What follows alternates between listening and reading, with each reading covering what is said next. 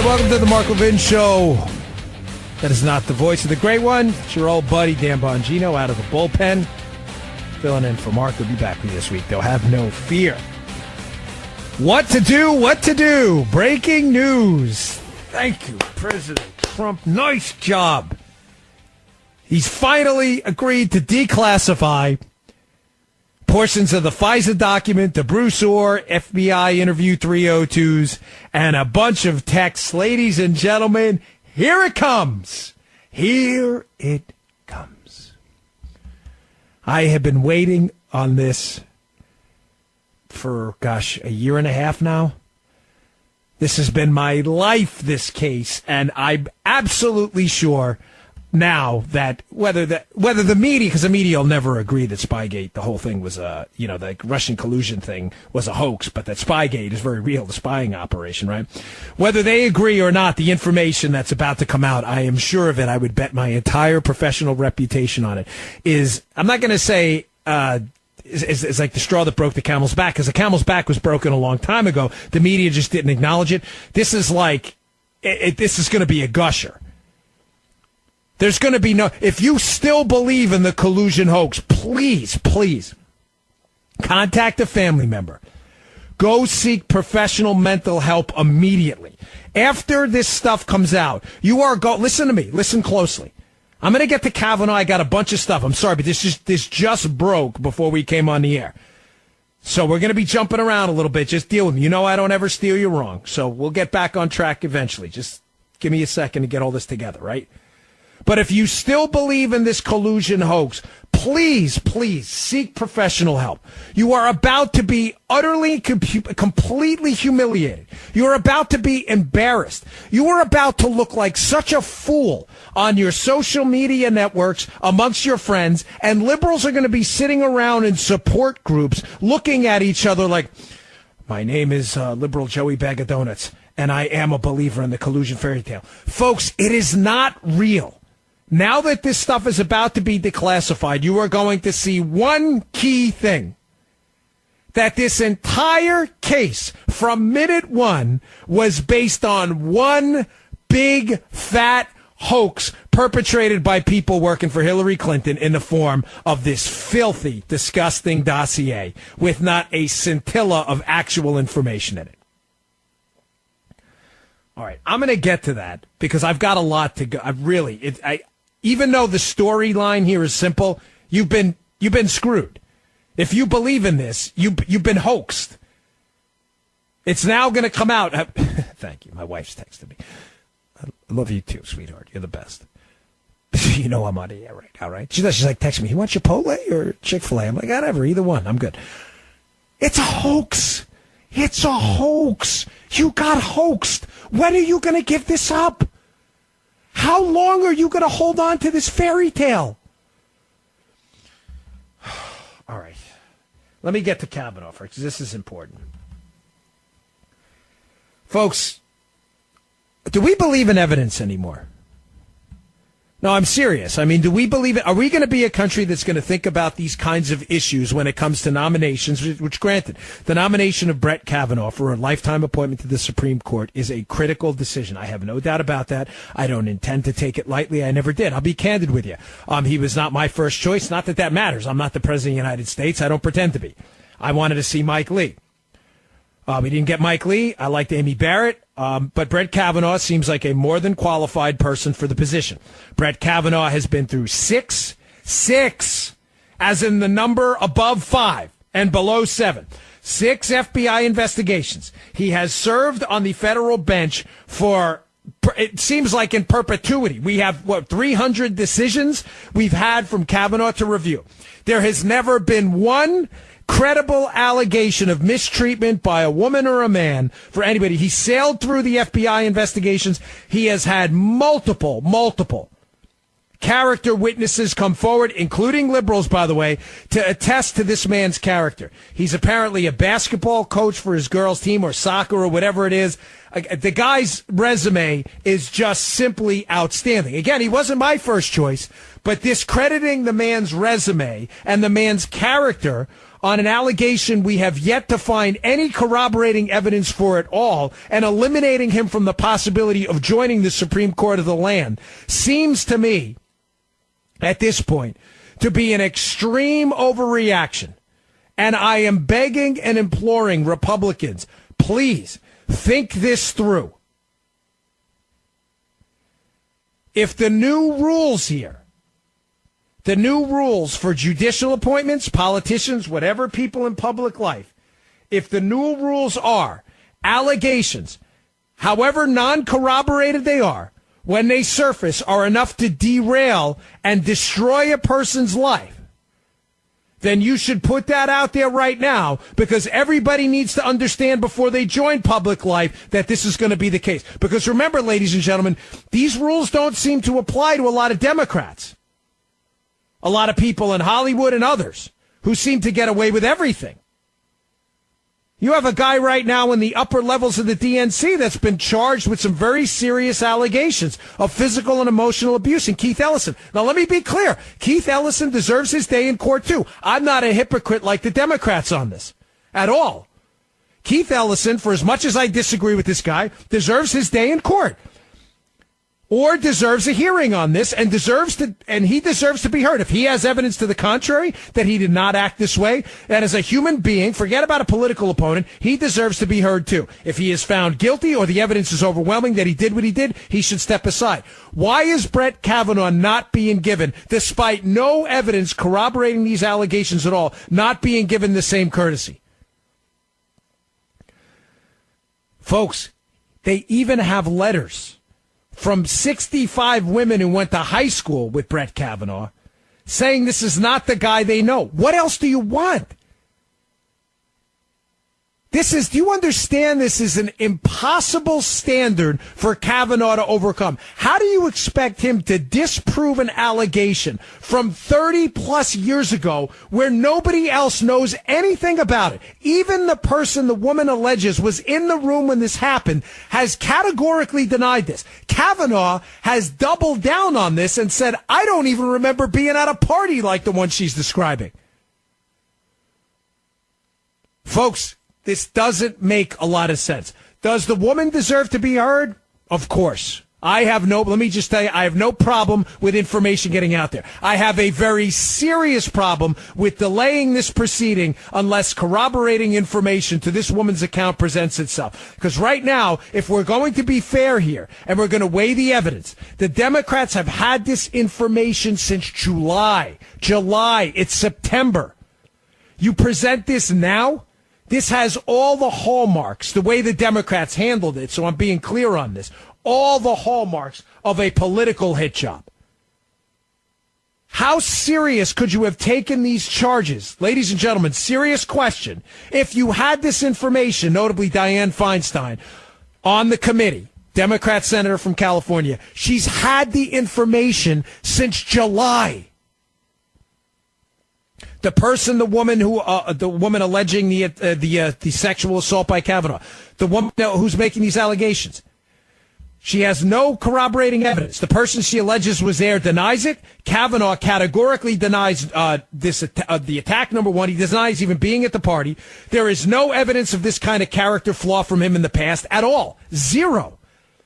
This makes no sense. Now, folks, it is an impossible standard to overcome. Think about this. How is Brett Kavanaugh supposed to prove that this didn't happen? How? How is he going to prove it? There's nobody who there's no corroborating witnesses. There's apparently, and then they say, oh, well, she told us to a psychiatrist. She did not mention Kavanaugh's name. That is not true. She said something to some mental health professional about an attack. She didn't mention Kavanaugh. Folks, we don't even know it's the same guy. I'm not disputing this woman's account. Ladies and gentlemen, we have to keep in mind, this woman may be telling a perfectly accurate story with the wrong guy.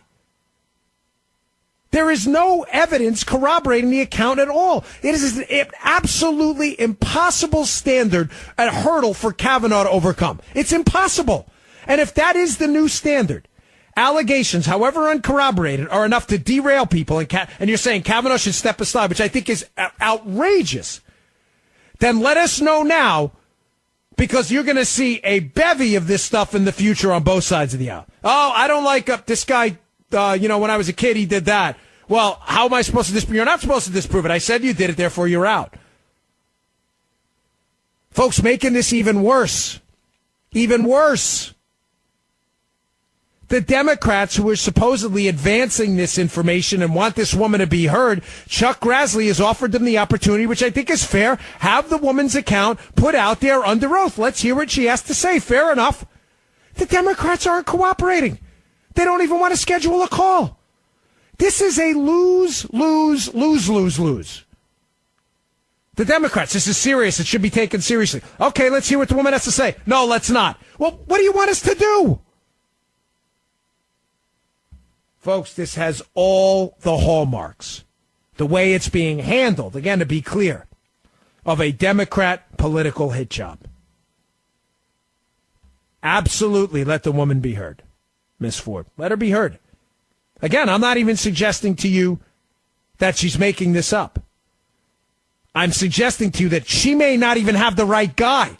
Is he not entitled to defend himself? There is no evidence of this kind of behavior. There is no corroborating evidence to this account. He categorically denies it. We've seen absolutely nothing indicating that he is the guy who did this. None. He's not entitled to defend himself. Is that what you're saying? And if you're going to derail this guy, despite a lifetime of quality public service to this nation, then, folks, we have a whole different standard for public service, and you better step up now and tell us these are the new rules so everybody knows before they dare put their name in the hat again. All right, folks, I'm Dan Bongino, in for Mark Levin. If you want to give us a call, 877-381-3811. We'll be right back. All right, welcome back to the Mark Levin Show. Dan Bongino, in for the great one. If you want to give us a call, 877-381-3811. All right, so I was just talking about this Kavanaugh. Unbelievable. The Democrats, they just... You understand, I promise I'm going to get to this whole Spygate stuff and the declassification, but just for a second, just think about this. I want you to, remember when we were kids, I used to have this teacher in 5th grade, Miss Gilfeather, God rest her soul, she just passed, by the way. She was so wonderful. She'd say, put your thinking caps on, kids, right? Think about this for a second. If this is not true, right, and if these charges are either accurate charges directed at the wrong person. In other words, the woman saying, hey, I was assaulted, but it's not Kavanaugh. Or if the story is entirely made up. Do you understand, what has been done to this guy's life? Folks, listen, I'm nobody's victim, okay? I'm not a snowflake. But I've run for office a couple times. I've been in, I say this with no air of pretension at all, but in kind of a public eye, in a small way. I always say I'm on the D list, which I'm cool with. I like the D list. It corresponds with the first initial of my name, Dan. But the D list is fine. It's a cool place for me.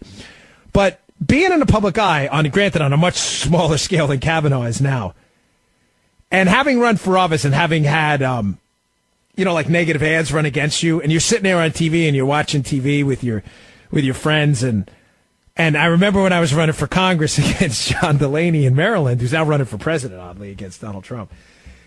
He was running these ads, and my I was endorsed at the time by Sarah Palin and others, and he ran this ad where it was like a Jack in the Box, but it had my head on it, and it was really goofy. It was actually kind of funny, but it's embarrassing. It is. You're sitting there, and I wasn't used to it. I'd run before, but I never ran on that large of a scale where I was in a real dogfight. We lost the race by 1 point, right? So this was a serious race. But it's embarrassing. It's it's hard. You're a human being. You don't want to be. And that was just a dopey ad about my face on a Jack in a Box. You'd go to church and Chipotle or whatever, and they had the old Atlanta bread back then. I go in, and people be like, they'd look at you, and I'd see some people snicker, like, hey, are you that dude on the goofy ad? And he'd be like, yeah, whatever, that's me, dopey Jack in a Box guy, right? Can you imagine with this guy, Kavanaugh, coaches his girls' basketball team, has a history of not only high-quality public service, but also has a history of volunteering with charitable organizations, has a history of providing quality mentorship to people who have worked for him, has a history in public life of upstanding and high character. He now has to go to his church or whatever it is on the weekend, and he has to have people look him in the face and say, hey, is that real? Did you really attack a woman? I mean, you understand the kind of depravity it takes to do this if this is not genuine? If these charges turn out later to be either fabricated charges or a case of mistaken identity, folks, I mean, this is serious stuff here. I'm going to warn you just quickly before you go, if you decide to go into public life, that stuff will happen to you. And I'm telling you, the first time it happens and you hear a negative ad about yourself on the radio, about what a loser you are or what a horrible human being and how you want to, throw grandmas off cliffs and stuff like that. And what one guy say, I forget, one guy was attacking me. One guy said I supported Obamacare in an ad. That was in a Republican primary. He's all right. He's a decent guy. But, people do stuff during campaigns. I support Obama. What are you, crazy? Are you delirious? Seriously, are you on hallucinogenic drugs right now? This is what happens. It's really tough to take. This guy accusing this guy of a sexual assault. Is he not entitled to defend himself? There is no evidence that this is this man's character. None. Nobody has come forward with any kind of corroborating evidence indicating at all that even a scintilla of this man's character contains the kind of traits necessary to do something like that. None. And as I said, we were talking during the break, Mr. Producer and I said, listen, if there was even a light denial, like, people misinterpret signals and Brett Kavanaugh came out and said, maybe she just misunderstood. That's not the denial. Kavanaugh's denial is categorical and unequivocal. I did not do this at any time, no less to this woman. And he says I wasn't even at the party. I was not there. Folks, that's easy enough to corroborate. Find someone else there and be like, was Brett Kavanaugh there? They don't even want to do that because the Democrats aren't cooperating. Folks, this should send your antenna up. This man is entitled to defend himself and his character. All right, on the other side of this break, I want to get to the momentous decision to declassify this data. I'm Dan Bongino in for Mark Levin. We'll be right back. All right, welcome back to the Mark Levin Show. Dan Bongino in for Mark. I'll be back with you this week, so have no fear. If you want to give us a call, 877-381-3811. And I say, bring it! Bring it! Like Kirsten Dunst and Bring It On. Remember that? Remember that movie? I love that movie. I know, it's horrible. Some of my favorite movies are like the worst. They're so bad you got to watch them all the time. Bring It On, Over the Top. Remember Over the Top with Sylvester Stallone? Remember the arm wrestling movie? I can't watch that enough. I cannot watch that movie enough. Bring It On. Trump has finally decided to declassify some critical documents in this horse manure of a case, what they called Crossfire Hurricane, the sham scam investigation into Donald Trump and the subsequent Mueller sham witch hunt investigation afterwards to cover for the initial sham investigation into Trump and the sham investigation into Hillary Clinton before that. Now, why is what happened today absolutely critical? I am going to lay this out for you. Don't go anywhere. Here's what's going on, folks, and here's why all of this is now about to come crashing down on hapless, feckless media Looney Tunes and collusion conspiracy theorist hoaxes that are about to be complete. Take my word for this. Take this check to the bank, cash it, spend the money, invest it. I don't care, but take it to the bank, folks. They are about to be completely humiliated again. Here are the two key critical declassifications and why they matter to you. There are key passages of the fourth FISA warrant in the early summer of 2017, the last FISA warrant used to spy on the Trump team. This timeline is critical. Don't lose me. This is going to be very simple, I promise, but don't lose me. All the FISAs were critical, but the fourth one is key. The last FISA warrant was signed by who? Oh, yeah, Rod Rosenstein. That's right. The DAG, the Deputy Attorney General. Rod Rosenstein signed this warrant in the early summer of 2017, the last warrant. There are critical passages. Republicans in the Congress investigating this case have practically been begging the president to declassify. I'm going to explain to you why that matters, but I want stand easy for a second, hang tight. They also, now they're going to declassify texts from Comey and McCabe too. I'll get to that later, but this is the two critical ones. They also are going to declassify, now per President Trump, who has ultimate declassification authority, they are going to declassify the FBI summaries, the 302s, basically reports, written about their interviews of Bruce Orr, the justice official whose wife worked for Fusion GPS and who was corresponding with both Glenn Simpson and Christopher Steele. This is critical. Now, back to the FISA first. Why is the fourth FISA and certain passages in this fourth FISA critical?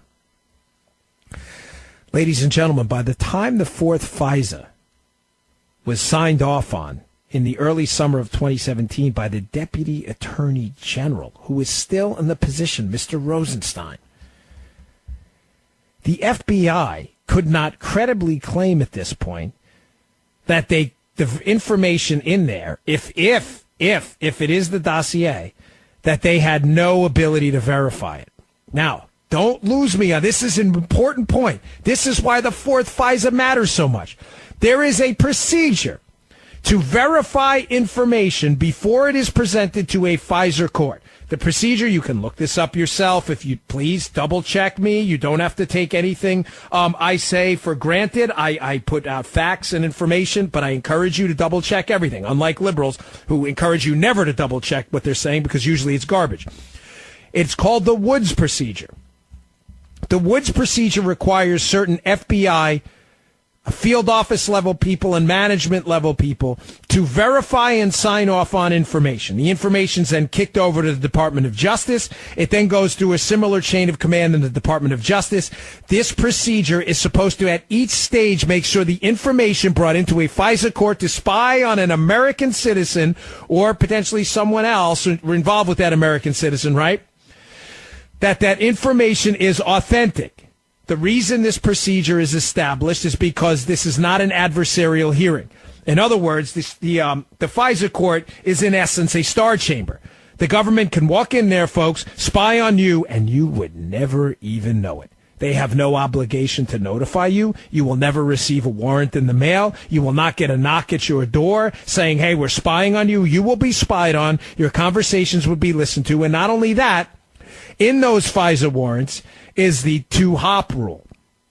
Not embedded in there, but they can hop from you to someone else, which means if you can get even a lower-level person on the Trump campaign and get a FISA warrant to spy on them, you can then hop to people they email and in turn to people they email.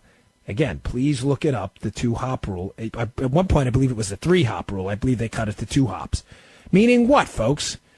Meaning if you spy on anyone, even a satellite official in the Trump administration or in the Trump campaign, you basically have a dragnet that encompasses the entire Trump team. Now is that fourth FISA starting to make sense? By the time that fourth FISA was being signed in the summer of 2017, they had the dossier for almost a year. If you dared walk into court for the fourth time requesting to spy on, at this point, what looks like an innocent American in Carter Page, and after almost a year, you still didn't verify the information and yet you swore to it again, you damn well better be sure in that fourth FISA, when they unredact this stuff, that there's something more in there than just the dossier, folks. You better be darn sure that those redactions contain something. Now, remember, the Democrats have gotten awfully quiet on this, folks. The Democrats, when the initial portions of the FISA were declassified, 2 months ago? It happened on a Friday night.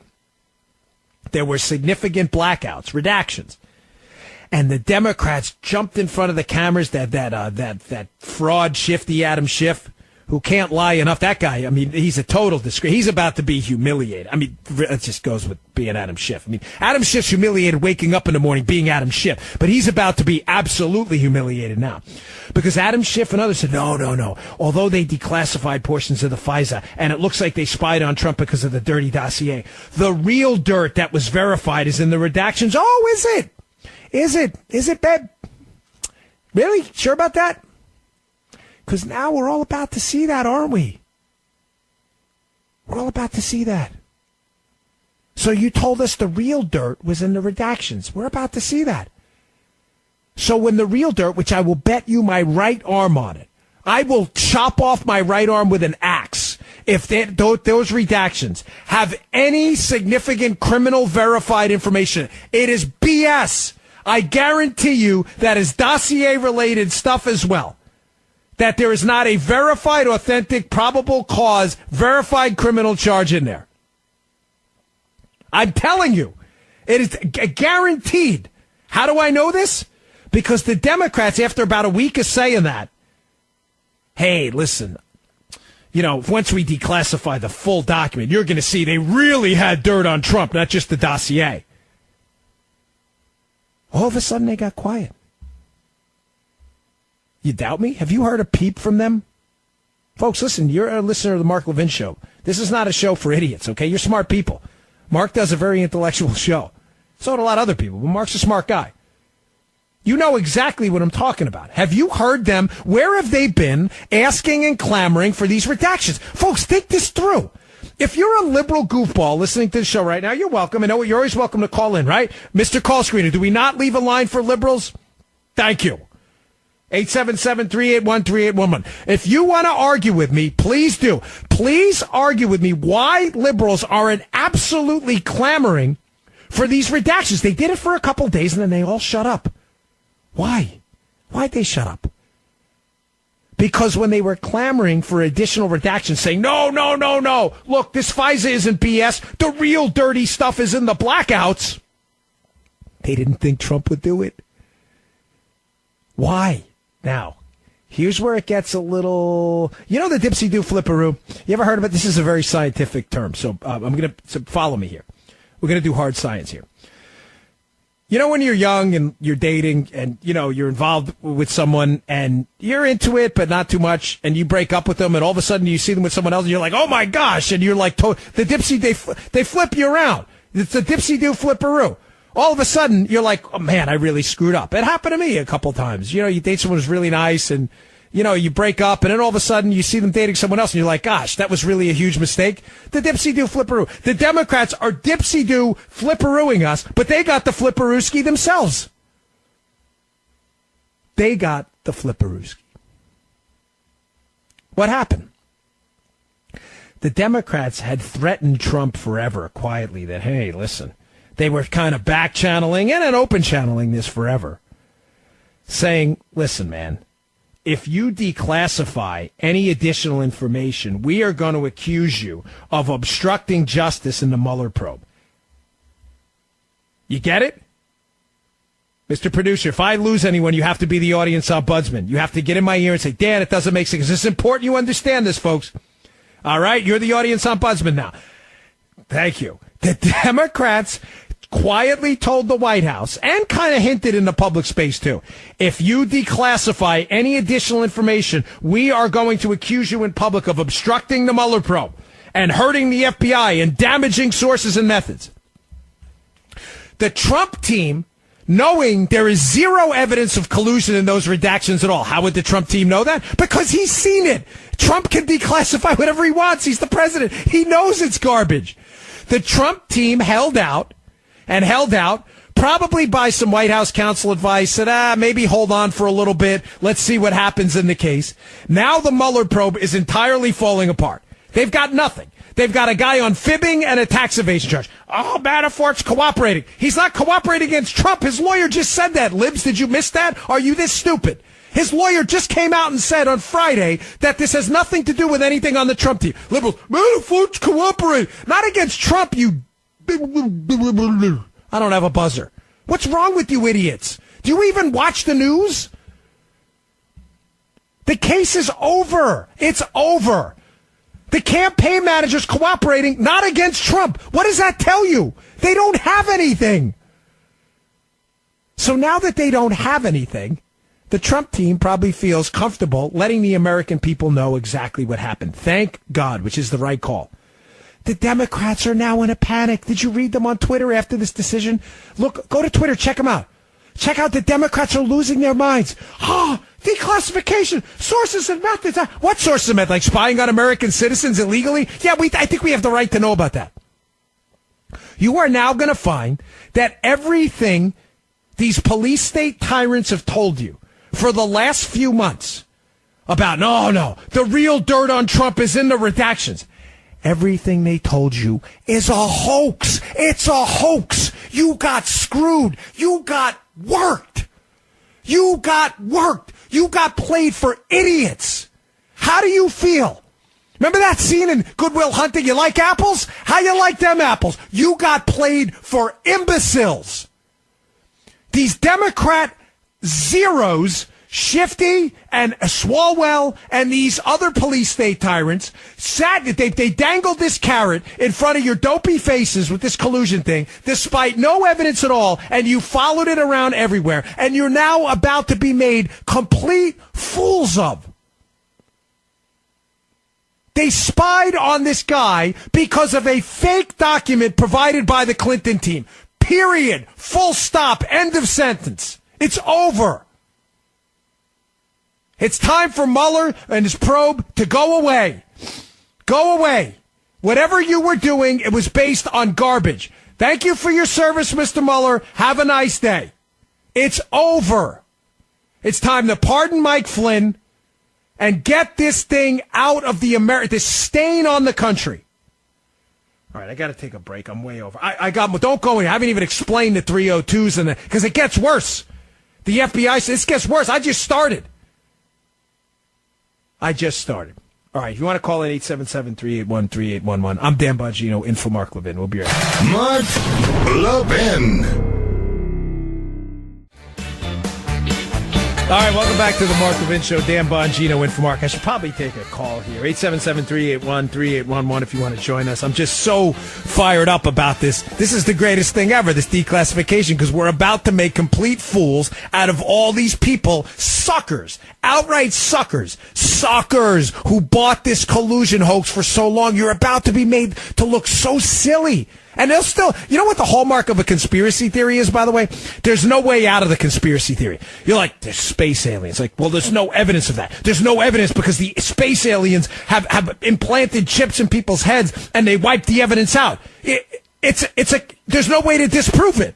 That's the hallmark of a conspiracy theory. After the information is declassified and we find out that this whole case, the FISA, was based exclusively on this garbage dossier nobody verified, paid for by Hillary, they'll still come up with another excuse. They'll have another one. They'll be like, there's a one-word redaction in paragraph 6, subline 2.65, and that's really where all the evidence is. All right, let me take a call. Let's see. Who's good up there? What do we got? How about Glennis in Texas? I love Texas. Who doesn't love Texas? Glennis, you're on with Dan Bongino. What do you got for us? Okay. I live, breathe, and eat politics. But what good is it going to do us to get this? We know this. People who watch Fox are the only ones that know this. How can we get this out to the public? And Congress is not going to help us. Ryan and McConnell are just as bad as the Democrats. And Congress won't help us at all. So we got this message, but how do we get it out there? Yeah, Glennis, I like your fire. Yes. Dropping bombs on the Levin Show. Gladys, good point. Number one, if we get it out there or don't get it out there, and I'm sorry, I'm up against a break, but thanks for making it. I promise I'll answer your question. Whether we get it out there or not, at this point, half the public who are avid anti-Trumpers don't care. Now it's only important to make them look silly. But more importantly, there's criminal liability here, folks. There is very serious criminal liability. If leaks of classified information to the media classified information, we can pin it to certain people. There's criminal liability. And if they, in turn, swore to the FISA court under oath that this information was true, these people are all going to lose their jobs. And there may be some potential liability on the civil side there as well. So, listen, there is going to be a price to pay for this, I promise you. I'm Dan Bongino, in for Mark Levin. We'll be right back. All right, cue the liberal meltdown. Outrage campaign number 672.53. I'm not really sure, Mr. Producer, if I'm missing an outrage campaign.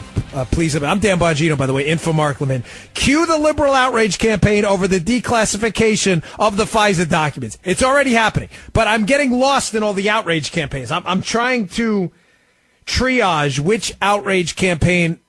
Mr. Producer, what is more important right now, the outrage campaign against Kavanaugh or the outrage campaign against declassification? Do you even know? Is there like a system? What do you think it is?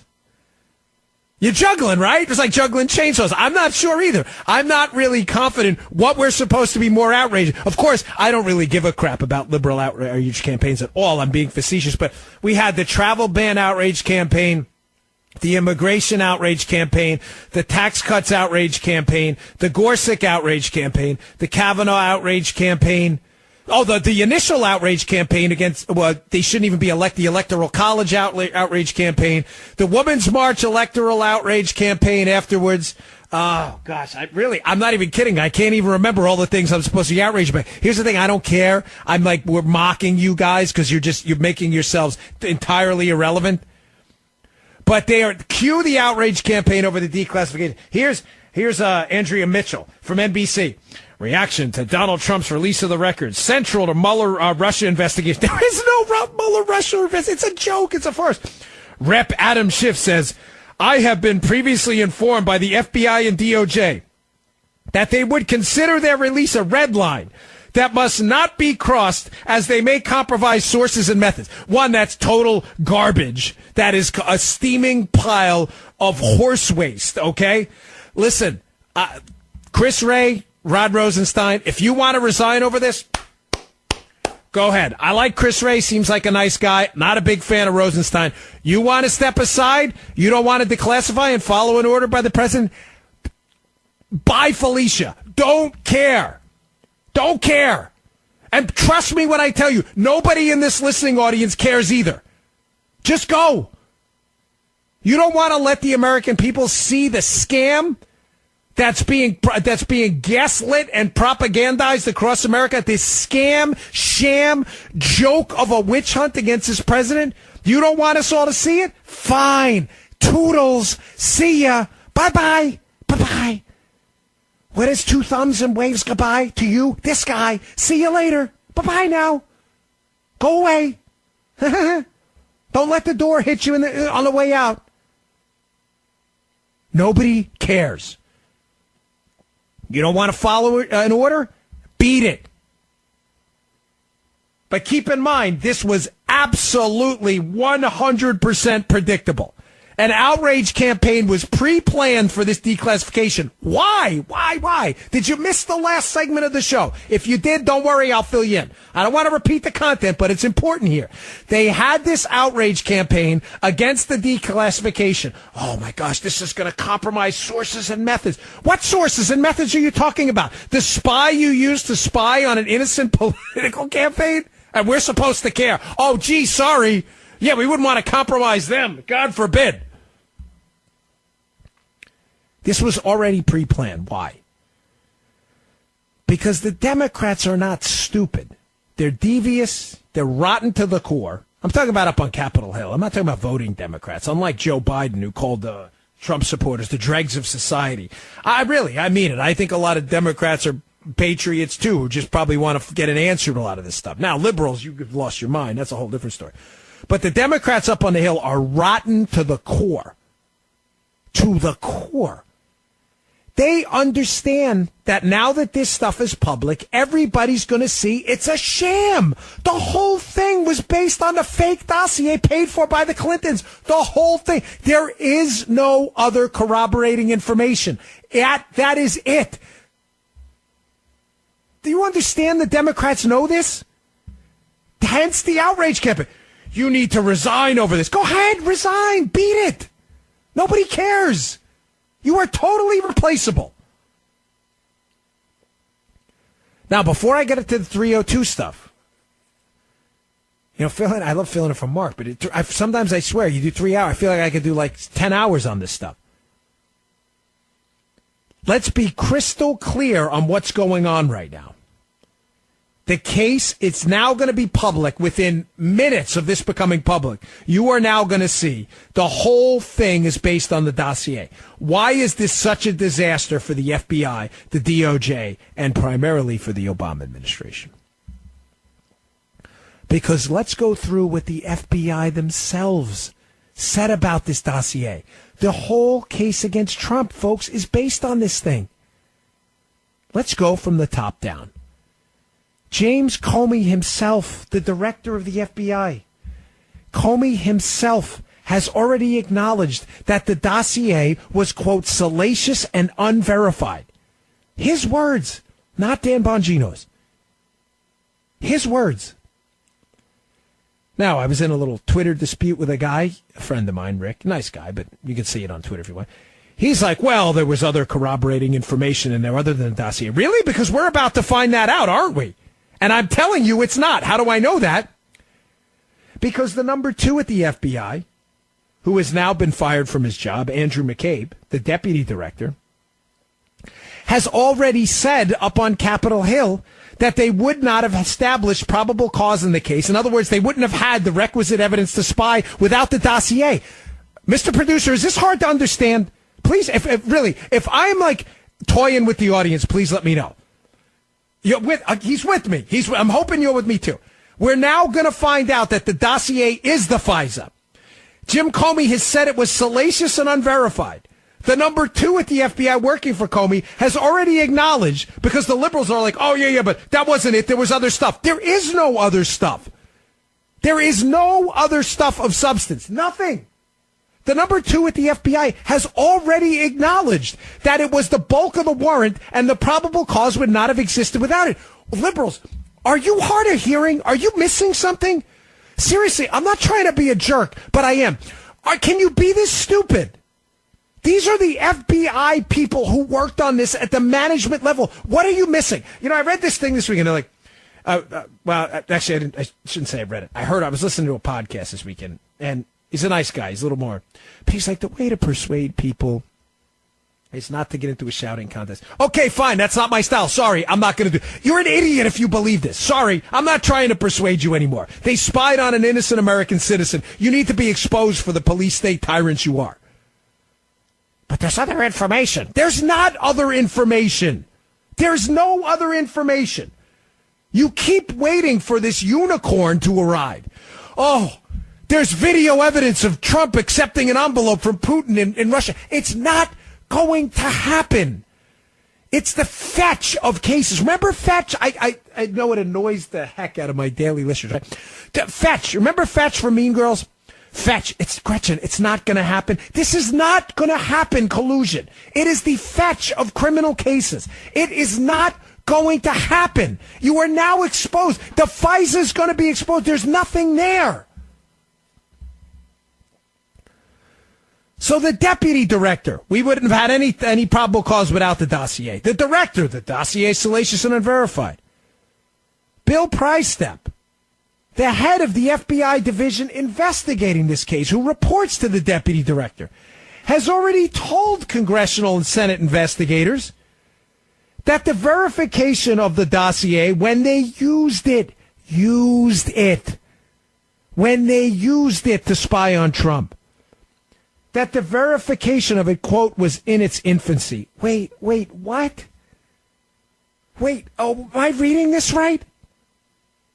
You used the document to spy on a presidential campaign, and yet your efforts to verify it were only in their, quote, infancy? That's not the way this works. That's not the way any of this works. Folks, for those of you who don't know me, I was a federal agent. I've sworn out tons of warrants. I've done these cases for over a decade of my life. I've worked with intel agencies, okay? I'm not patting myself on the back. I don't care. I'm not trying to impress anybody. It's only relevant because I'm just trying to establish basic bona fides.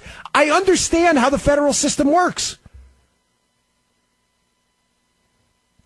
This was a mess. This whole house of cards is coming down. So, recap. Salacious and unverified by Comey says about the dossier. Number 2, we wouldn't have had a case without it. Number 3, the verification was in its infancy. The lead investigator in the case, Peter Strzok, the number 4 in the bureau, in the chain of command on this case, but he's the lead investigator. He works for Pri-Step, is on a text saying he's afraid, quote, there's no big there. Oh, my gosh, you libs, you keep falling down this rabbit hole. The guy who's investigating the case is texting his girlfriend that there's no big there. And you suckers just keep falling for this. This is the fetch of criminal investigations. The fetch. Regina George is telling you fetch isn't going to happen. You're not listening. Finally, it's disclosed this weekend. John Solomon, Peace at the Hill, has been doing great work. Lisa Page's testimony right before the Mueller probe is announced, investigating this hoax Russian collusion. Lisa Page apparently told congressional investigators that the case at that point, when they opened the investigation, could have been, quote, literally nothing. Oh, my gosh, you are getting so played for idiots. Do you understand how you are being played for dopes? You've got Trump out there at public speeches in front of thousands of people going, the collusion, where's the collusion? This guy's so guilty, he's calling for you to find the collusion. Are you this dumb? Nobody in the FBI thinks this case is real. It's the fetch of criminal cases. People are on the record saying the dossier was the key component to this, and you still are buying this garbage? How can you be this dumb? Trump asked the FBI director to investigate if any Russian collusion had penetrated his team. You didn't know that? He asked him, you think he's guilty? Oh, my gosh. Seriously, seek an intervention. Get on meds immediately if you still believe this. Immediately. Go take some cough medicine or something, because you seriously need some psychological or medical help if you believe this. All right, I got to take a break. I'm Dan Bongino, in for Mark Levin. 877. Don't take cough medicine, please. It's not medical advice. Sheesh. With liberals, I'm serious. You got to be like, you have to throw in these little caveats because you don't even know how stupid some of these people are. 877-381-3811. 877-381-3811. I'm Dan Bongino, in for Mark Levin. All right, welcome back to the Mark Levin Show. Dan Bongino, in for Mark. Coming out of the bullpen. I'll be back with you this week, so have no fear. So you can probably tell I'm slightly fired up. My wife is in the other room, as she always is when I'm in my home studio. And she's like, gosh, there's a lot of yelling going on there. She listens to the show. But, there's a delay from the time I say it to when it goes over the airwaves. So she's listening to the show inside, but I'm yelling so loud that she's hearing it live in addition to, what is the delay? 30 seconds or so by the time it goes out. So she's like, I got to tell you, Dad, it's slightly annoying listening to you twice at this. I like the show, but I'm hearing it twice on a delay because I've been so deeply involved in this case for so long. It means so much to me because, folks, I know I can be kind of sarcastic and I can make light of things to try to take the edge off our politics sometimes. But on a very serious note, I spent a lot of my adult life in law enforcement. It's an awesome power. With both the NYPD and the United States Secret Service, jobs I was very proud of. And as I say on every single show, whenever I can get this out to people, when you do an early morning raid at 6 o'clock in the morning and you're serving a federal arrest warrant, and you either kick in a door or you knock on a door and you arrest someone, folks, I'm telling you, if you have a heart, which most of these federal agents, if not the overwhelming majority, do, it's hard not to feel bad for these people. I know that sounds crazy. You may think oh, gosh, they were, they're criminals. Yeah, they were. They did something wrong. But I'm just being candid with you that when you see the kids run out of the room and the wife and, they're crying and stuff, they did something wrong. And listen, I don't regret, being involved. We have to enforce our laws. It's just the bottom line.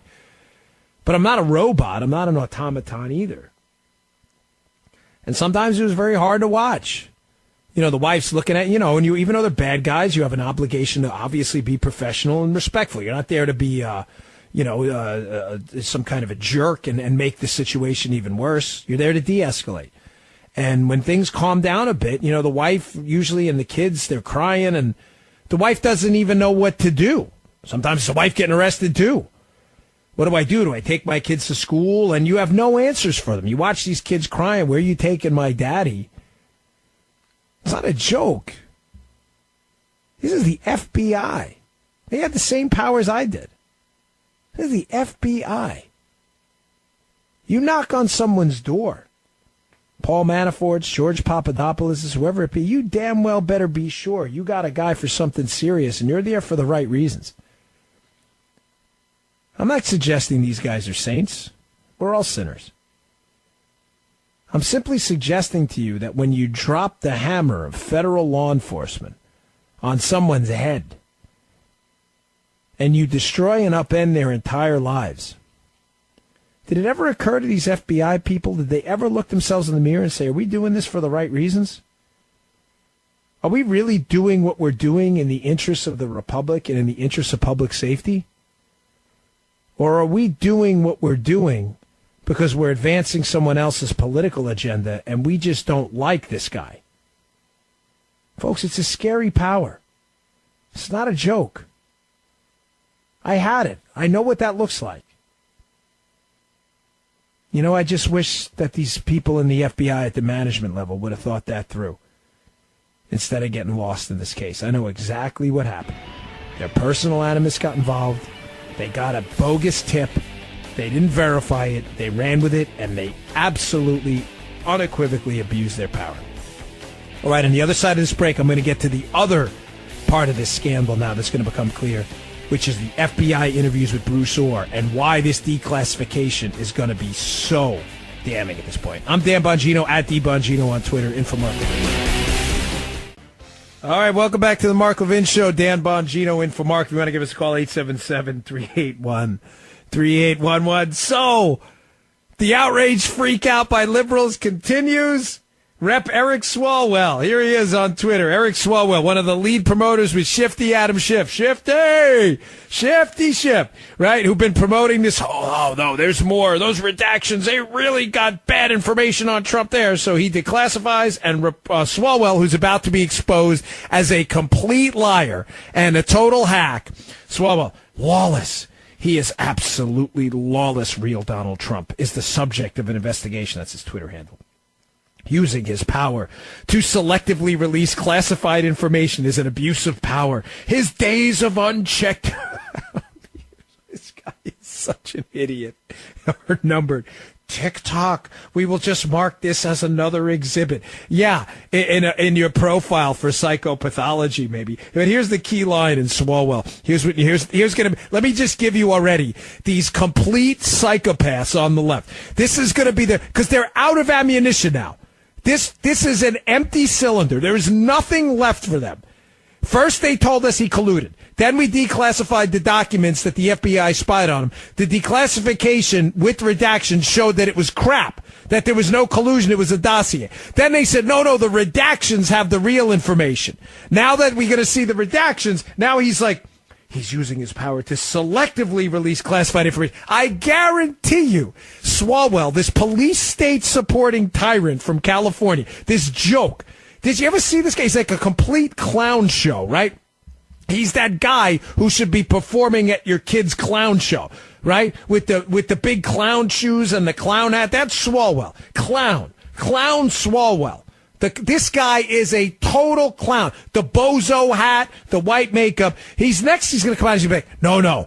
There's a redaction in a document and a text. And in that redaction of 6 words, that's where the real collusion is. These guys are bozos. Complete bozos. They look like idiots. And they're holding on to anything because these are the same goofballs that have been telling us for months that, no, tomorrow we're going to see the collusion. Tomorrow. The collusion's there. So, sorry, I've been teasing it for Let me get back to the 302s. I'm not trying to, keep you in suspense. It's just this thing is breaking as we're on the air, and I'm in hysterics watching liberals melt down. I'm laughing at you, at your goofballs, jokers, bozos.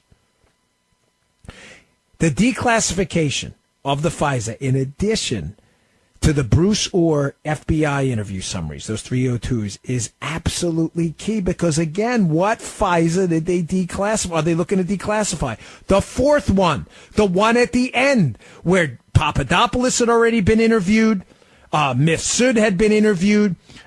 By this point, the verification of the dossier should have been complete. They had the thing for 6+ months. In that fourth FISA now, is the information Bruce Orr passed to the FBI in there? Well, the only way we're going to find that out is by comparing the interviews the FBI did with Bruce Orr to what's in the last FISA document. Mr. Producer, again, you are the audience ombudsman, so if I lose you, you need to get in the earpiece and go, Dan, slow down, dial it back. Bring it back. All right, good. He says we're good. The Bruce Orr interviews. Remember, Bruce Orr is the Department of Justice official, the number 4 official in the Department of Justice. This is not some small timer in contrast to what delusional media idiots want you to believe. This is the number 4 person in justice. He is meeting with Christopher Steele, the spy who compiles the dossier on behalf of the people Hillary Clinton hired. He's also meeting with Glenn Simpson, who is working for the company that's paying Christopher Steele. Bruce Orr from the Department of Justice is doing this while his wife is working for the same company hired by Mrs. Clinton to gin up the dossier. Oh, maybe a little critical point you may want to mention. Also, Glenn Simpson has already provided testimony indicating that he met Bruce Orr after the election or started talking. That's not the case. Bruce Orr is saying they started talking in August. That's going to create a little conundrum, is it not? What's the problem, folks? The problem here is that the information in that fourth FISA should contain relevant material as to what the motivation of the dossier compilers were. If that information is not in that fourth FISA, the last one, when they already had it and was being withheld, it was being withheld for a reason. And the reason it was probably withheld is because they did not want to tell the judge the truth, that this information was garbage. Now, there are 3 things I want you to look for in these 302s, if they become, and if and when they're. Now, he declassified them, but there's a process. It's probably going to take a few days. Maybe a week or so. Christopher Steele had told Bruce Orr, who was interviewing with the FBI. Remember, they have all this information by the time the fourth FISA is out. That's why that fourth FISA is critical. Christopher Steele had told Bruce Orr that he had a personal animus for Donald Trump and did not want to see him elected. Gee, you think that's kind of important that the FISA judge hear that?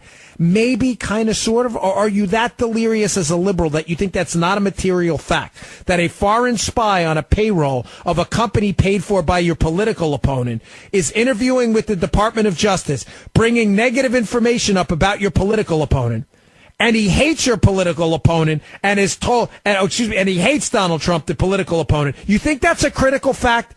Call me crazy, folks, but you're presenting a FISA warrant to spy on a member of the Trump team, with information provided by a foreign spy on the payroll of Hillary Clinton, and the foreign spy tells you that he hates Donald Trump and doesn't want to see him elected. Call me crazy, but I think that's kind of a material fact you may want to put in that fourth FISA. Is it in there? Is it in there? I am going to go as far as I can and almost guarantee you that information is not in that fourth FISA. If I'm a FISA judge right now, I am PO'd. It's a family-friendly show. I am really ticked off right now. Wait, you didn't tell me that the information you presented to my court to spy on this guy was provided by a guy who hates the guy we're spying on and doesn't want to see him elected? Somehow you didn't think that was relevant? Nah, Judge, you like marshmallows? It reminds me when people like totally change the conversation because they have no answer. Second piece of info. So number one, is that in there? Is it in the FBI 302s? Did Bruce Orr tell the FBI, which we have strong indications he did Bruce Orr tell the FBI that Christopher Steele had a personal hatred for Donald Trump and didn't want to see him elected? If that's in those FBI 302s, that damn well better be in that fourth FISA. But it's not. Second, it is now known that the Bureau knew and understood, and people at the DOJ knew, that Bruce Orr's wife was working for Fusion GPS. Is that in that fourth FISA? When did Bruce Orr tell people, and did he tell them at all? When did they find out? Did Bruce Orr think that was relevant? Folks, you think it may be kind of sort of important that the guy who's given information to the FBI and Justice, Bruce Orr, that his wife is working for a company that's being paid to gather the information? You think kind of that's more. Liberals, you are total police state tyrants if you ignore this. Just know that. That's cool. Do what you want, right? Fine. But you understand you are total police state tyrants if you ignore what I'm telling you. Just embrace it. Just love it, own it, be it. Remember Pretty Woman? You ever see the Pretty Woman, a movie? Love it, own it, be it. Just be it. It's you. That's fine. Just acknowledge you're a bunch of police state hacks. It's cool. For you, not for us. But just stop faking it. Just come out and go, yes, okay. We're busted. We used all these back channels and this information laundering scheme. We did all of this stuff, information laundering and spying. It's actually two separate scandals. We did all of this, but no problem at all. We're police state hacks, and that's what we do. Okay, at least you're honest. Finally, what's the third piece of information?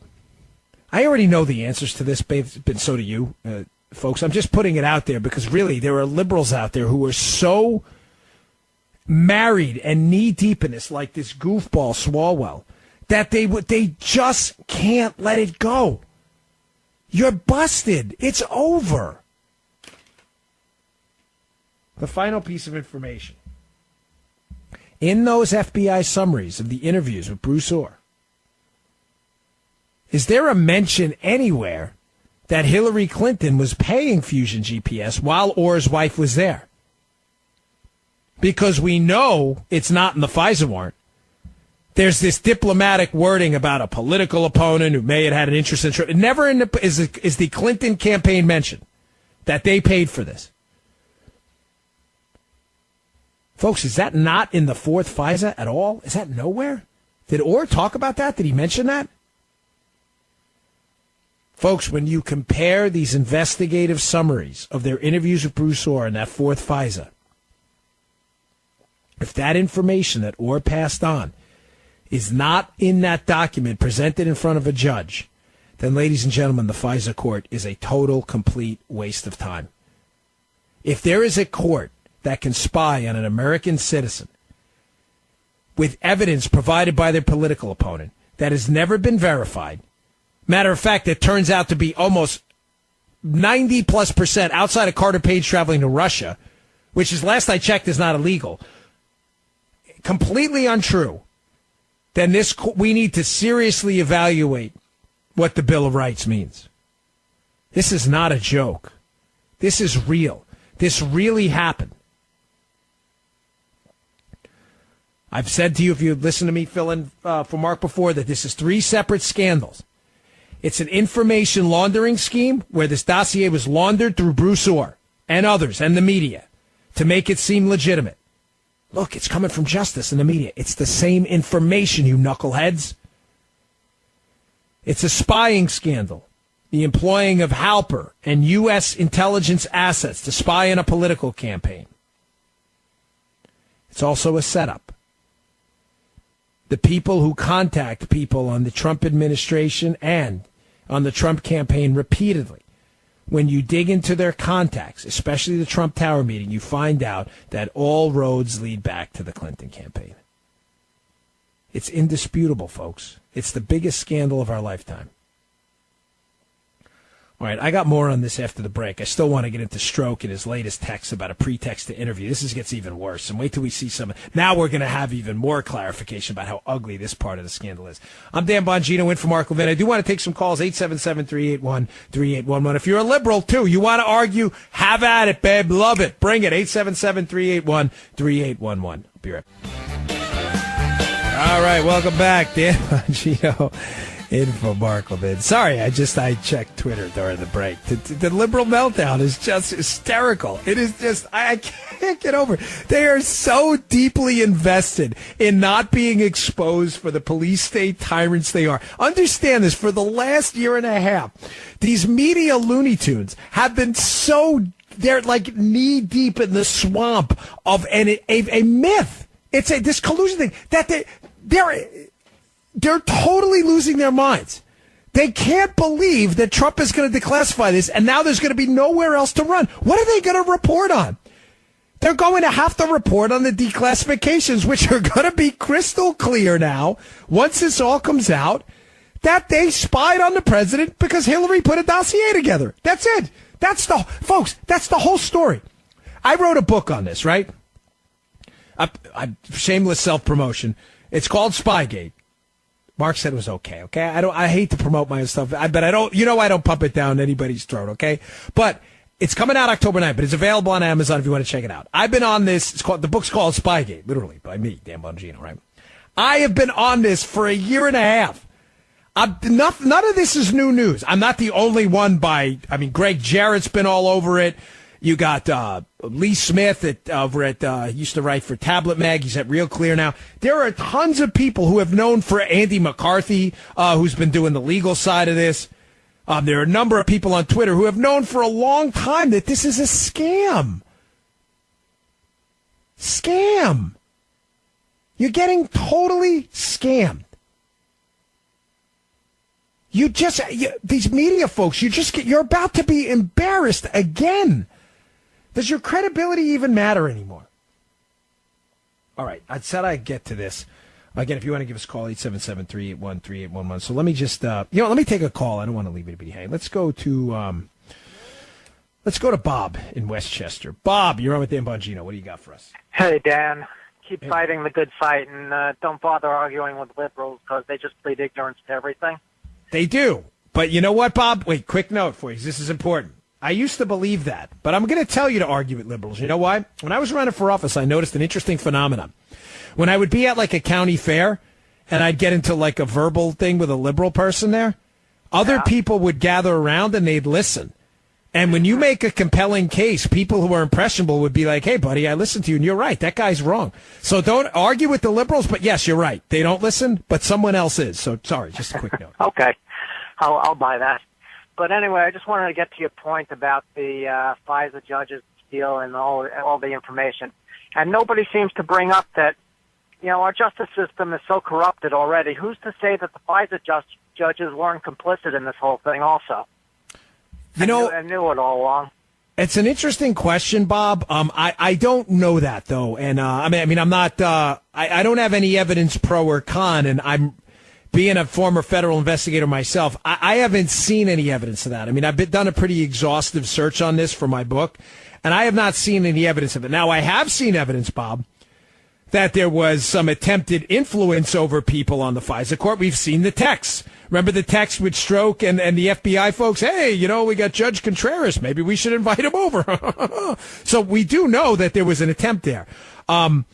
But I can't say pro or con because I haven't seen any evidence of that. But I do appreciate the call, and you can't discount it. But I certainly would be totally uncomfortable putting that out as a theory right now. I'm not sure of that, and it would be irresponsible for me to say that. But I do know there was an attempted influence over the FISA courts. And listen, you're right to ask questions, folks. I mean, this case, there are things even I thought in the beginning would never happen. that apparently have happened. I mean, when I first found out that there was an actual human asset, a human intelligence asset employed to target the Trump team, I was absolutely floored. I never thought in a million years that would actually happen. All right, we get back on the other side of this. I want to talk about some more texts. Peter Stroke's involvement in this, and you're not going to want to miss it. I'm Dan Bongino, in for Mark. And the meltdown continues on social media. Again, outrage campaign number 665.26. Liberals, media people so upset. Trump's going to declassify the FISA. This is unprecedented. If I had a nickel every time I heard an press, shut up. You goofs. The same idiots for the last 2 years trying to sell people on this collusion hoax. We're supposed to listen to you dopes? Hard pass, thanks. I'm Dan Bongino, in for Mark Levin. I'll be back with you this week. It's I do during the breaks. I go through social media because I want to see. Now that we can, before social media, you'd have to go tune in. I can't watch these people on these cable channels. I can't outside of Fox. I can't watch them because it's just psychotic. So what I'll do is I'll just go to Twitter and I'll read what's going on. I follow, I don't want to say who because they'll block me, but I watch like 4 or 5 of these liberal accounts in the media, liberal activist groups, and I see them. And I use it as a rough proxy. The liberals are for what liberals are thinking. They're losing their minds because they realize their goose is now cooked. They're going to declassify these documents, and the fact that they spied on Carter Page as a way to get into the Trump campaign through this 2-hop rule, right? Hop from Page to someone else, which they can do once they get a FISA warrant. Now that they realize they're all going to be embarrassed as police state tyrants, they're freaking out. I wanted to read to you something from Paul Sperry. He's got a piece in Real Clear Investigations. It's an important piece. He just talks about why, again, this is so devastating. Remember, the FISA warrants are on Carter Page, this low-level. I'm not trying to insult Carter Page, but a almost an irrelevancy in the Trump campaign. He was a low-level foreign policy advisor that I doubt had 2 seconds alone with Trump, and yet this guy was supposed to be the vehicle by which the FBI was going to prove Trump colluded with the Russians to win the election. An absurdity. An idea so stupid, only a media type or a liberal would believe it. So here's Paul Sperry. In preparing for its case for the FISA court, the FBI struggled to find credible evidence to support a probable cause argument for spying on Page. A U.S. citizen, a well-placed source briefed on the matter, said. Evidence that he was acting as an agent of the Kremlin was thin. Headquarters leaned heavily on an unverified tip in the Steele dossier that Page had secretly met with 2 Kremlin-tied officials sanctioned by the U.S., Igor Sechin and Igor Devietkin, to hatch a plot to interfere in the election during a 2016 trip to Moscow. Wait. Don't go. This is important. But the only part of the sensational accusation the FBI could corroborate was that Page had traveled that month to Moscow, where he gave an academic speech at a business college that also once hosted President Obama. That's it? That's your whole case? That's what you based your case on? Are you guys serious? This is horrifying what happened. And now the liberals, who have been lying to you forever about how Trump is the bad guy, and they are supposedly, they're the guardians of the crown, and the liberals are protecting the little guy, and they're looking out for America's interests, are now being exposed as pure, unadulterated police state backers. Period. You spied on this guy. You had nothing. You guys have been telling us this was all done in America's interest. This is crap. Stop lying. Please. Tell the truth for once in your lives. Now, here's where it gets even more interesting. We find out over the weekend some new, I think it was Chuck Ross, the Daily Caller. He's been doing some good work on this too. Lee Smith, Andy McCarthy. Like I said, a lot of people, but not Jeff Carlson over at the Markets Work. People have been knocking it out of the park on this case. They unleashed some new text from Peter Stroke on this. Peter Stroke at one point, right around January, this is a critical time of 2017. This is that critical transition period between President Obama, President-elect Trump, to then President Trump, right? Around January of 2017, Peter Strzok, in this text exchange, says, hey, listen, now that this story basically is broken in the media, now we're discussing if we can use it as, quote, a pretext to go and interview some people. Do you understand how important and pivotal that is to this whole thing, and how it goes, if you've been listening to the show for the last 2 hours? How this goes back to how this whole thing was based on this dossier. If the dossier had been verified, they wouldn't have needed to interview anyone. They could have arrested them. Or they could have told the Trump team, hey, we got this information. Look, we got this spy. We can back up the information. They had none of this. So what did they do? Right around January is when a critical leak happens, and they use the leak as a pretext to go and interview someone. They engineered the leak. Are you tracking me, folks? The Bureau has nothing on Carter Page. They have nothing on Papadopoulos. They have zero. Zip. Nothing. Having no information, they need a, quote, pretext. They need something. They can't just go knocking down your door looking to interview you and saying, hey, we want to interview you. Why? Well, because we don't like the guy you're working for, George Papadopoulos, Trump, so we just want to interview you. Well, that doesn't seem fair. So they needed something. They need a pretext. Well, Strzok, whose tradecraft, by the way, is horrifying. Horrifying. This is one of the lead spy catchers in the United States. This guy working for the FBI was embarrassingly stupid. Is texting on open channels, hey, maybe we got a pretext now based on these media reports to go interview some people. Not bright, Peter. I'm sorry. Really stupid. But what did they do? What is the leak that happened around this time? I want you to walk you through the deviousness of how this went down. Folks, in January, Jim Clapper, who was the head of the DNI, was the director of national intelligence, under President Barack Obama. Jim Clapper, according to some testimony and public reporting, we now believe, again, according to multiple reports out there, urged Jim Comey, the director of the FBI, to go brief Donald Trump on the dossier. But this is critical. Comey doesn't brief Trump on these serious criminal allegations in the dossier, which are fake. He briefs him on the sexual stuff, the nasty stuff that was in there. You know what I'm talking about. It's a family-friendly show. We don't need to rehash that. Why? Follow me. I won't lose you. Why does he only brief him on that stuff, the dirty stuff, not the criminal stuff? Because I think Comey at that time suspects strongly. Matter of fact, I think he knows that this criminal case is complete garbage. We already know he told people that the dossier was salacious and unverified. He doesn't like Donald Trump. He hates Donald Trump. So he doesn't want to brief him on the criminal components of the dossier because he doesn't want to admit there's an actual criminal investigation going on into the Trump team because he doesn't want the Trump team to shut it down because Trump and his team knows it's nonsense.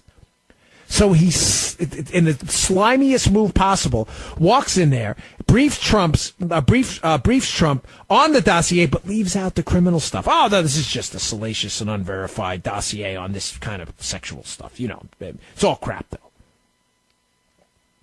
Trump urges Comey, by the way, if there is any Russian collusion, to go after it. It doesn't sound like much of a criminal act to me. If he was a real criminal, Trump, why would he want Comey to investigate it? But again, liberals, don't let that get in the way of you. I mean, you're so deluded. You want to believe this so badly. But now we have this briefing. I'm going to make the connections for you now. So Comey goes and briefs Trump on the dossier. Why is that necessary? And what does that have to do with the Strzok text about a pretext to go interview some people? The FBI investigators need this dossier to be leaked into the public. They need it to become a public story, to create public pressure, one, for a special counsel, but secondly, to use the media reports as a kind of a corroborating factor that this investigation is genuine so they can go out and interview some people. Are you scratching your head right now? You should be. They don't have any information that their charges against Trump are true because they're based on this dossier, which is crap. In order to make it seem that the dossier is anti-crap, is like not crap, they leak the dossier to the media. The media can't print the dossier because it's crap. In order to make the dossier seem like not crap, Jim Clapper tells Comey, go brief Donald Trump on the dossier. Therefore, the media can then pick up a story about the briefing. Jim Comey briefed him about this serious document, the dossier, knowing then that people will do what? CNN's covered because CNN can say, hey, we weren't talking about the dossier. It was unverified. Wink and a nod, right, folks? Wink and a nod. We weren't reporting on the dossier. We were reporting on the meeting. Oh. Next thing you know, BuzzFeed and others start running with the dossier. You have this public pressure. Oh, my gosh, look at this dossier. It's so horrible. Trump's got a spy on his team. They're working with the Russians. This is crazy. Next thing you know, look at that. We get a special counsel, and all this wonderful stuff happens for the kooky liberals. Also, the interviews happen. Now, does the pretext text make sense? The pretext text. Does that make sense now? Strzok's the lead investigator. He can't just go and interview these people. They don't have anything. They have a junk dossier. But they feel that they can verify or at least corroborate the dossier if they leak it to the media. The media can't print it. It's garbage. But the media can print a story about Comey briefing them on the dossier.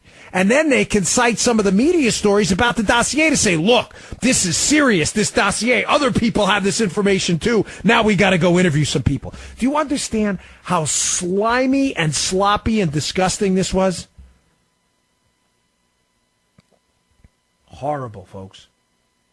Absolutely horrifying what happened. The grotesque, disgusting, filthy abuse of power. Some people are, I see you, I'm going to get to some calls of 877-381-3811. But I get your point. Some people are asking, I can see on the call screen, is this going to make a difference? Folks, I don't know. I don't have all the answers here. But I do know this. I know a grand jury's been impaneled. I know a grand jury's looking into the deputy director of the FBI, who has now been terminated from his position, Andy McCabe. That we know. I know there is a United States attorney by the name of John Huber looking into these FISA abuses.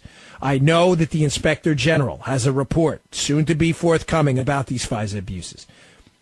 What's going to happen? I don't have any easy answers for you. But I can tell you this, nothing is going to happen if you and I just give up and go, oh, nothing's going to happen, forget it. No, don't forget it, damn it. Don't forget any of this. Forget it. No forgetting anything. This is a republic, right? If you can keep it, as Franklin said, right? It's your job to get out there and your social media and talking to people and your email lists, your podcasts, your work, I don't care. It's your job to keep your attention on this too. It's not just ours. I put it out there for you to take it and run with it.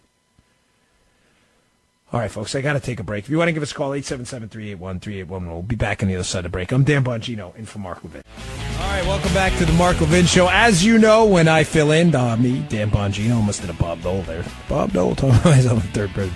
When I fill in, I always love taking liberal callers because they almost never know what they're talking about. So I like to show you that they know very little about what they're talking about. If you want to give us a call, 877-381-3811. Let's take Mike from San Francisco. Mike, you disagree, and you think you got something on me here? Let's see. What do you got? What do you think about the FISA? I certainly do, and I certainly do know what I'm talking about, Dan. I could discuss with you any number of aspects of this case that you misrepresent every time I hear you. All right, on the let's hear radio it. Get past it. I'm Let's just hear it, because Twitter. I got to get to a break in a minute, so we'll get it out. You understand how the FISA warrant process works. So you understand that the investigators got 4 consecutive FISA warrants approved on Carter Page. The first one may have depended in part on the Steele dossier. In fact, we know that it did. Their theory was that Carter Page was acting as an agent for Russian intelligence. Yeah, wait, stop. You saying the theory that he was acting on behalf does not absolve you of the responsibility to answer a very simple question.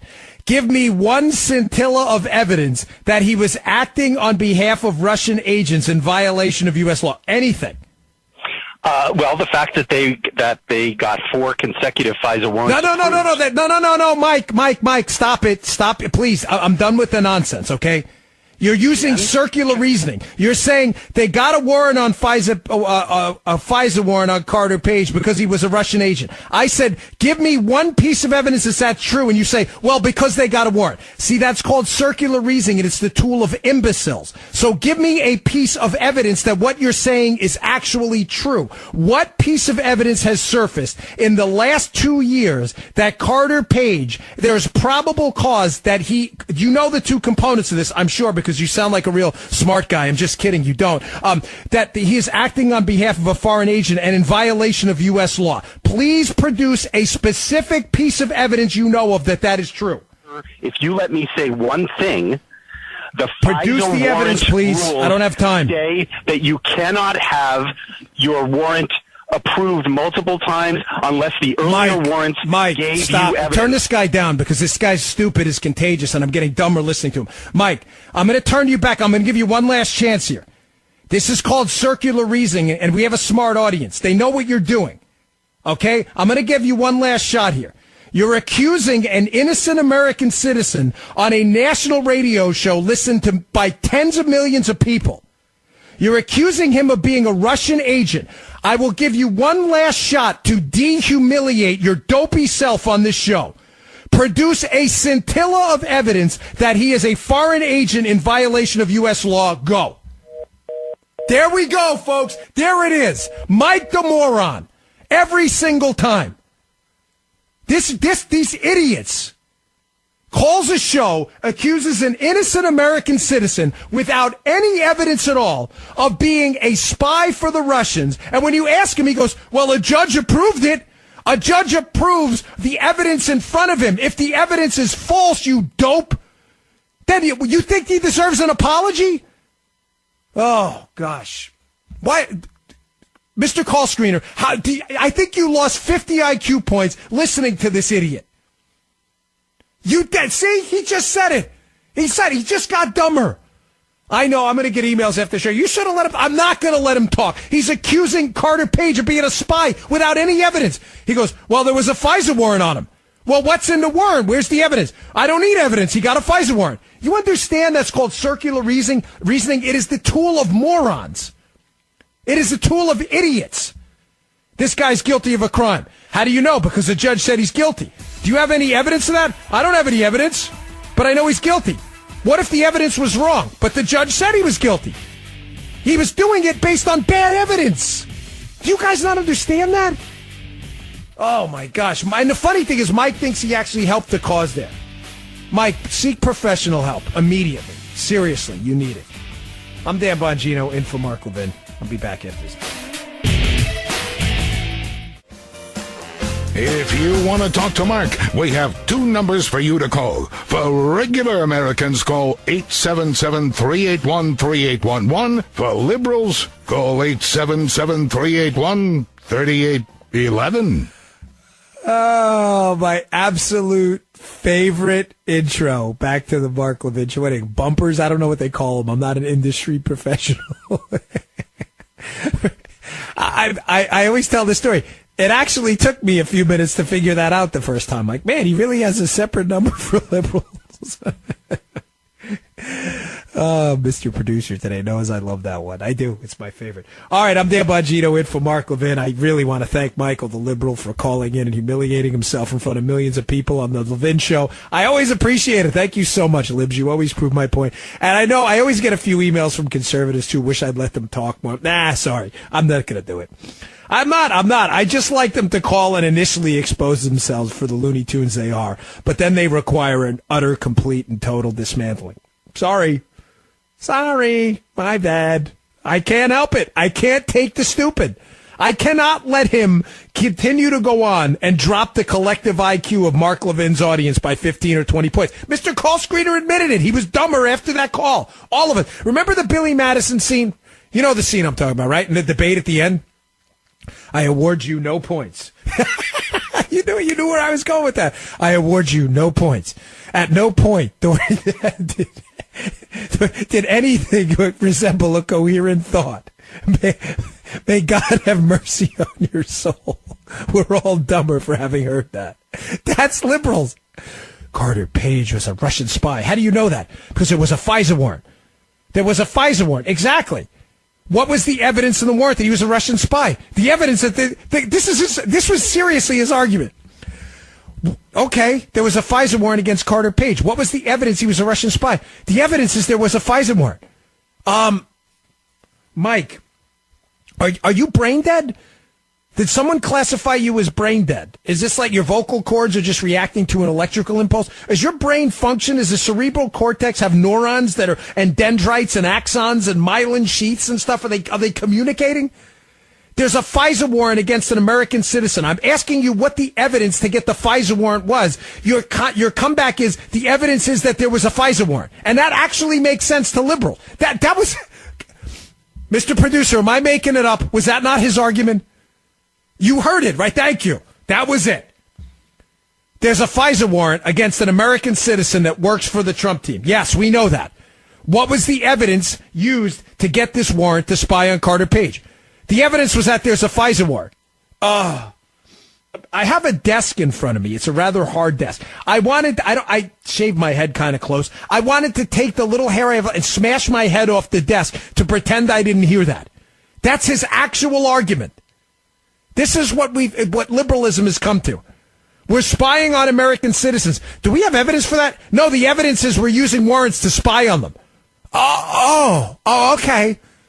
What? I feel like I have like this little B12 spray on my desk. Like, I don't know if it has any neuroprotective action, but I feel like I should take a spray to protect my brain cells against the stupid that we just allowed on the airwaves. But I do it for a reason, to show you how loony these people are. They're insane. That guy is nuts. He went on this show. I'll tell you, Carter Page, if you're out there, I'm not even messing with you, man. I would sue every single person in America that accused you of being a spy. I'm not even kidding. Go get the best lawyer out there. They're so convinced, and they call in radio shows and accuse this guy of being... It's unbelievable. You can't do that. Do you have any evidence that Carter Page, in fact, is a spy? No, I don't have any. But there was a FISA warrant. That's not evidence, dude. That's not evidence. You telling me there was a warrant. There are warrants issued all the time on information that later turns out to be bad. It's not that common, thankfully. But when you verify information, that happens. Oh, yeah, that didn't happen in this case. That's kind of the problem we're highlighting. Did you miss that? Oh, my gosh. You know, I was in, I don't know, a week ago for Mark. It was a holiday or something. And I described to you this case, why this is such a huge scandal and what happened. That's how I'm going to leave you tonight, because I want you to understand this abomination, what happened here, what this enormous, grotesque abuse of power. There were 3 plans by the Obama administration. This is all starting to come together now, folks. Now, these 3 plans, I call them Plan A, Plan B, and Plan C. I mean, they were never known. There wasn't like an official chart. Plan A, Plan B, and Plan C. Matter of fact, Plan A, there was never supposed to be a Plan C. Plan A was supposed to be the plan. They only needed Plan B after Plan A didn't work out. What do we know? Not what Michael presumes. Silly liberal caller. What do we know? We know Plan A by the Obama administration was likely using, because we know the unmaskings happened, historic levels of access to information they could get by unmasking the tapped phone calls of American citizens with foreigners. Why do we know that? Because they've already admitted to it. We already have on the record Samantha Power, Obama's ambassador to the United Nations, acknowledging that these unmasking requests for people's information were funneled using her name. We know Susan Rice had historic numbers of unmasking requests. So a reasonable person would conclude that the Obama administration was seeking information on American citizens because they were unmasking their identity. Why else would you unmask the identity of an American citizen? Folks, I'm just asking you to be rational. Why else would you do that if you weren't trying to get information on what they were talking about and who they were? You say, well, Dan, you have no evidence that they were targeting the Trump team. I don't? What are you talking about? The whole Mike Flynn case is based on an unmasked phone call. The whole case against Lieutenant General Mike Flynn, a decorated American military hero. The whole case is based on an unmasked phone call. You want to reword your dopey question after that? They weren't targeting Trump team people. No, you're right. They weren't. They only arrested one of them for false statements to the FBI that the FBI agents interviewing him said that were not deceptive. How that works, I still haven't figured out. Mike Flynn's guilty of lying to the FBI. The FBI agents, did he lie? No, he didn't lie. What the hell? Are we living in like Bizarro land? And they celebrate it. These police state tyrant libs. So that was plan A. At some point, ladies and gentlemen, plan A gets shut down. I have strong suspicions, and I'll be fair, I'm speculating here, but I have strong suspicions based on FISA court exposés and documents that are now public that Mike Rogers from the NSA sensed something was wrong here. Queries, unmaskings, and administration, and I have a strong feeling the Obama administration knew exactly at the highest levels what was going on. Plan A at some point gets shut down. We know the FISA court gets involved and stops these contractors from digging into information. Plan B then has to start. And this is all designed to take the Trump team down. Well, let's unmask their stuff. We can go after Flynn. We can go after others. At some point, this probably becomes an untenable strategy. Maybe people in the government didn't want to play ball. I'm candid when I don't know. I don't know exactly what shuts it down. My suspicions are Mike Rogers from the NSA had something to do with it. They then moved to Plan B. I mean, on the good side, him being a white hat in this. They then moved to Plan B. Plan B at this point is clearly an effort to continue this spying on the Trump team, but they won't have access anymore like they used to, or it's just not working out like it was. They hire Fusion GPS, the Clinton team. They gather the dossier. The dossier is pumped into the FBI through Bruce Orr. The dossier is then walked into a FISA court. No, none of the information is credible. It's not verified outside of Carter Page's trip to Moscow, which, again, is not illegal at all. It's not even remotely illegal, no less an excuse to spy on someone. They somehow manage, after a couple times getting shut down, they somehow manage to slip this past the FISA judge. They don't include exculpatory material. This thing is renewed 3 times using unverified information. They use this 2-hop rule to jump into spying on Carter Page. Again, none of this stuff this is all verified. So this is all out there for you to see. None of this stuff is speculation. They work their way around the Trump team. They're still gathering information. They still have nothing on collusion. Nothing. They have nothing. Where is it? It's nowhere. I told you in the first hour of the show, the FBI at the highest chains of command themselves acknowledged fully and completely that the document they based it on was garbage and that they based their case on it. They acknowledged that, not me. They did. The FBI managers in the case. At some point, Plan B breaks down.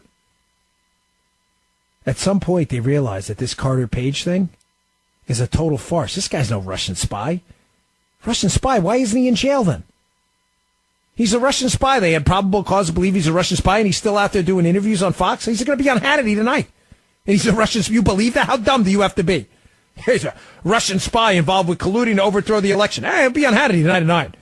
Do you get it? Are you brain dead? At some point, Plan B breaks down because the Bureau realizes that they're chasing nothing. They're chasing a fairy tale. It's a hoax. The dossier is a hoax. Now comes that, moment. I don't have a little buzzer here, so I do my own buzzer.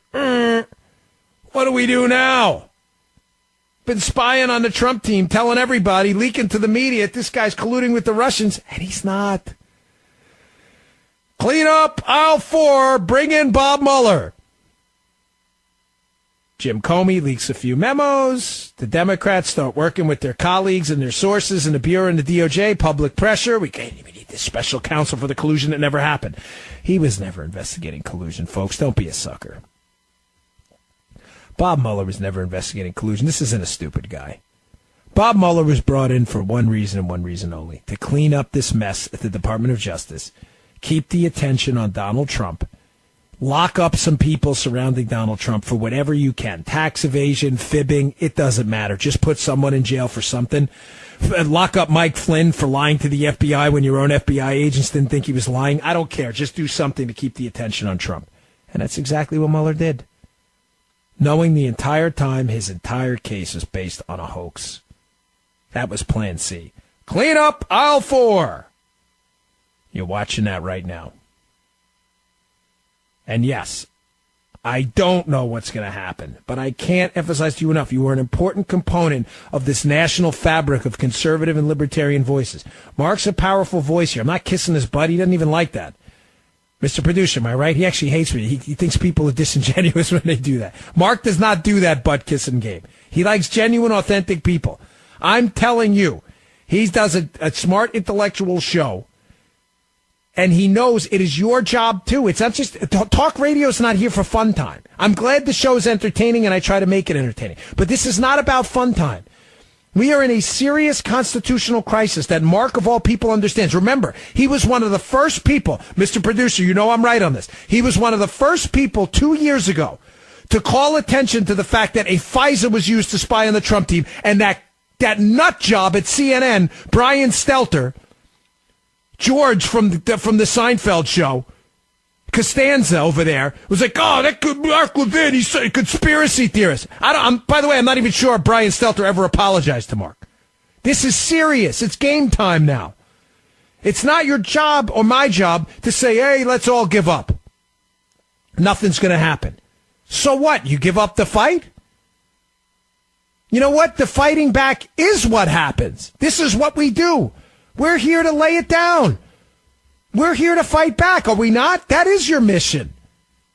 I don't know if we're going to win, but we don't give up. I'm not trying to be Tony Robbins here, folks. I'm just telling you.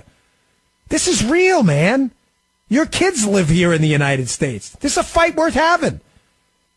Keep pushing. Don't give up. Saw a caller on the screen. Nothing's going to happen. I'm ready to give up. No. This isn't a golf game. You don't get to walk off the golf course. It's a boxing match. You give up, the other guy's still whooping your... Starts with an A and ends in the letter before... I'm even going to say 2 of them. He's still kicking your butt. There's no giving up. Strike that word, that phrase out from your vocabulary. All right, I'm Dan Bongino in for Mark. All right, folks, welcome back. Sorry, I was just scrolling through Twitter on the app, watching, again, the continued liberal meltdown over this declassification of the FISA documents. They're just freaking out.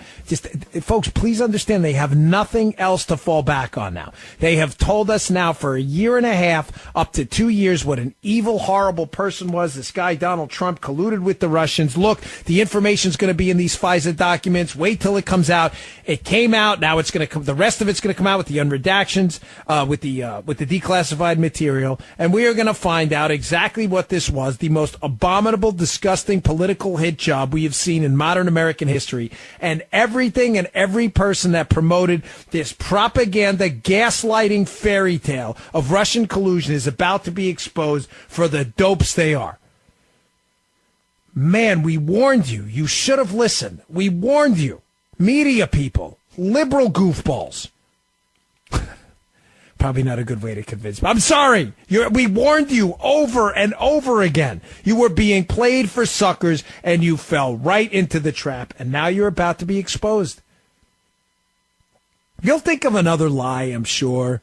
Oh, no, there's another Pfizer out there somewhere. Is there really? Yeah, I believe in string theory in another universe. Remember that Matthew McConaughey movie where he's like in an alternate universe and he communicates via gravity with his daughter years later? It's out there somewhere. There's a fight. That's the real evidence that these guys are spies. It's just so dumb, so dumb. You've made total fools out of yourselves, mockeries of the American justice system. I can't wait till Trump is reelected. I got my fingers crossed. And this swamp is totally drained of you losers that were in there that pulled this off. Losers. And don't lecture me either, because I worked with actual men and women of the FBI who were really good people. These idiots at the top are complete scrubs. Remember that TLC song? I don't want no scrubs. You guys were scrubs. Idiots. Embarrassing. All right. Dan Bongino. I was Dan Bongino in for Mark Levin tonight. Now listen, if you want to pick up my book, I'm not a good promoter of stuff, but I have a book on all this called Spygate. It's available now on Amazon. I'd be honored if you'd check it out. How is that, Mr. Producer? Is that a good sales pitch? Mark's always generous enough to let me promote it. It's available on Amazon now. It's called Spygate, the attempted sabotage of Donald Trump. I finished it a month ago, but all this stuff is in there, proving my point that people knew. Thanks again, folks. Talk to you soon. See you.